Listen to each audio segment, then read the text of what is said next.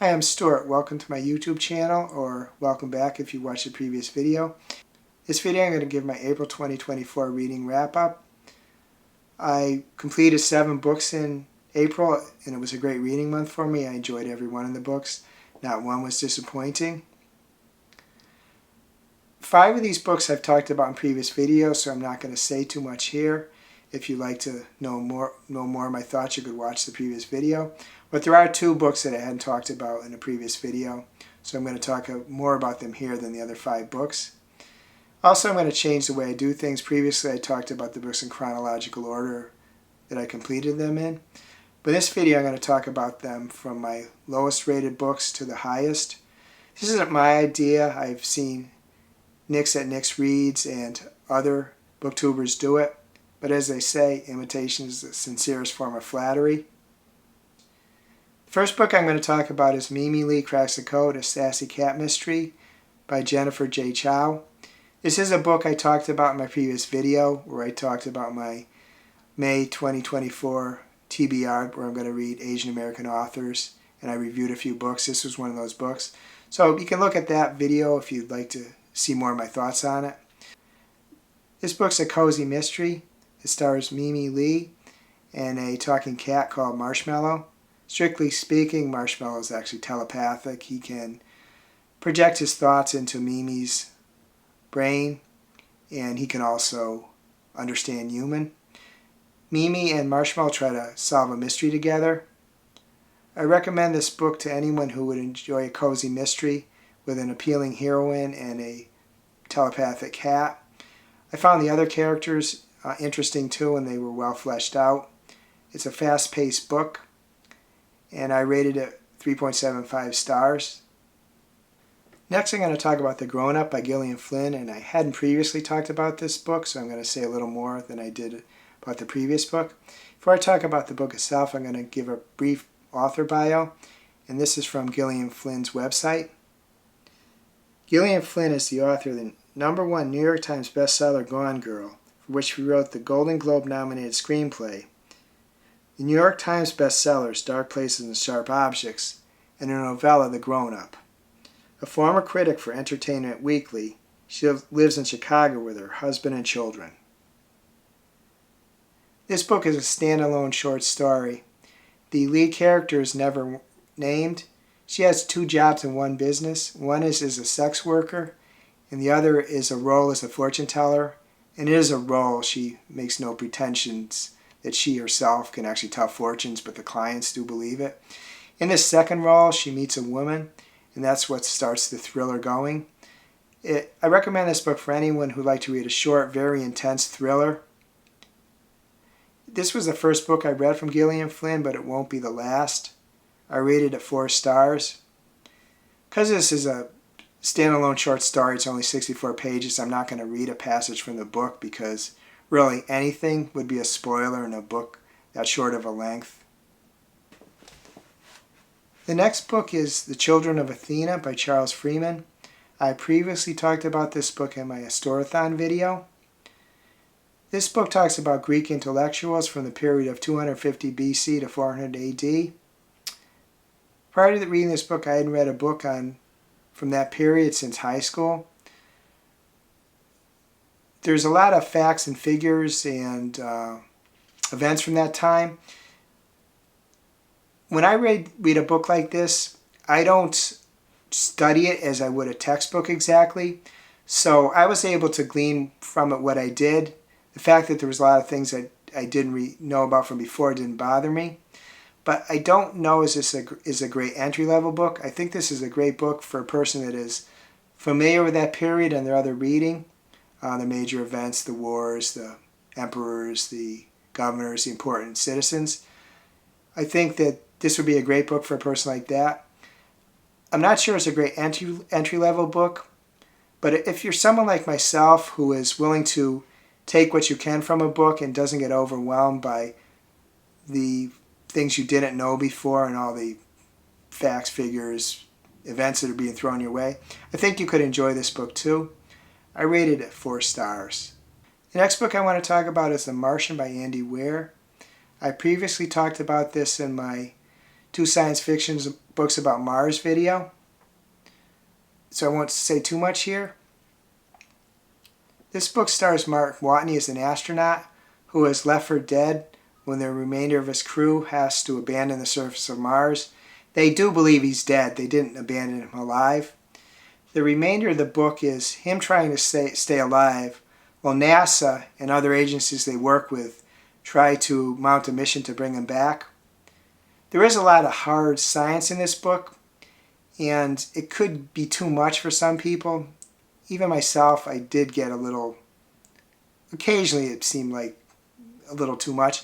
But if the hard science doesn't bother you, maybe you enjoy it, or at the very least you don't get bored with it.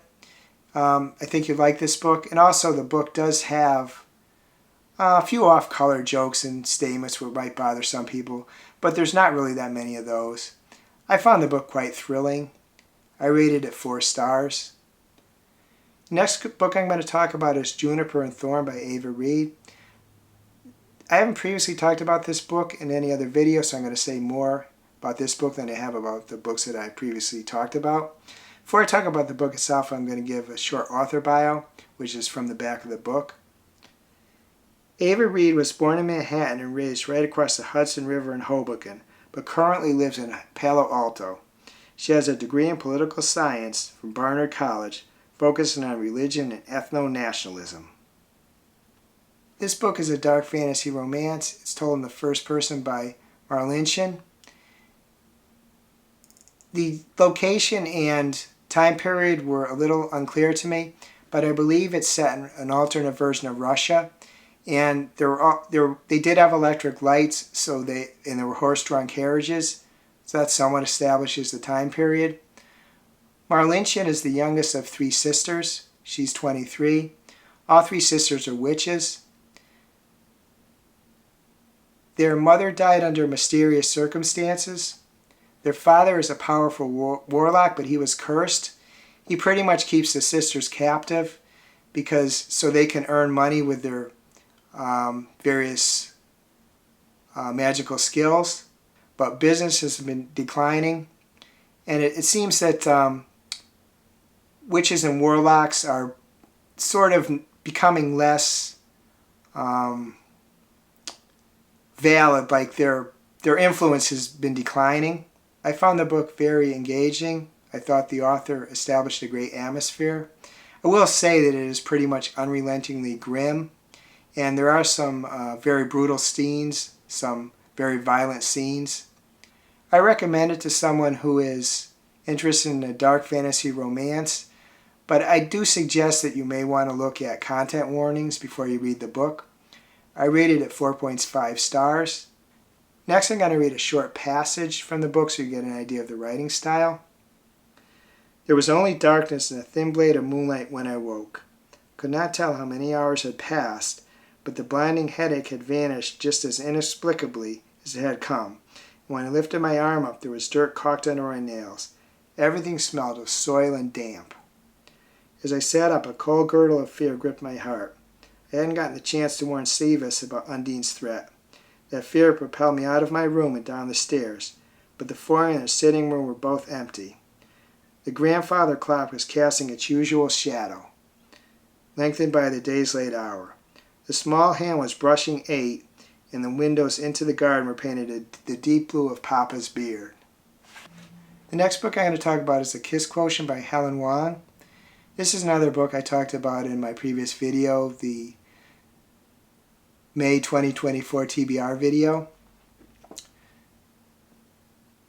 Stella's 30 years old. She's really good at her job. She makes a lot of money. But despite this, her mother is really pressuring her to find a man who will stay with her, get married, and have kids. Her mother wants grandchildren. She's autistic and she's ashamed of the fact. Due to an offhand remark from a coworker, Stella thinks that she has to learn how to perform sex better, and that will be how she'll keep a man. To try to learn this, she hires a male escort, Michael. Michael has issues of his own, and Stella and Michael have to work really hard to try to understand one another. There are some spicy scenes in the book, but they're not particularly graphic and they're certainly not gratuitous. Recommend this book for anyone who likes to read a romance about two characters who have to work really hard to learn how to communicate and understand one another, and readers who don't mind a few spicy scenes. I rated the book 5 stars. The next book I want to talk about is The Boy You Always Wanted by Quach. This is another book I talked about in my previous video, the May 2024 TBR video. This book is a YA romance. It stars Francine and Ollie. They're 11th grade students. A few years back they were friends, but they had a falling out, and since then they've basically ignored each other. But Francine comes up with a plan that she thinks will make her grandfather happy, and she decides she needs Ollie to help her with this plan, and the book goes from there. They have a lot of work to do to try to reconnect. It's a bumpy road from there for Francine and Ollie. I really enjoyed the book.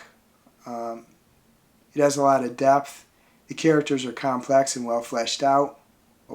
I recommend this book for anyone who wants to read a YA romance with complex, well fleshed out characters who have to do a lot of work to try to understand one another and to rekindle their relationship. I rated it 5 stars. I'd be interested to hear how your April reading month went, your favorite books, your least favorite books, any recommendations you would have. Please reply in the comments if you'd like to let me know that type of thing. If you enjoy this video, please like and subscribe. I hope you have a wonderful day.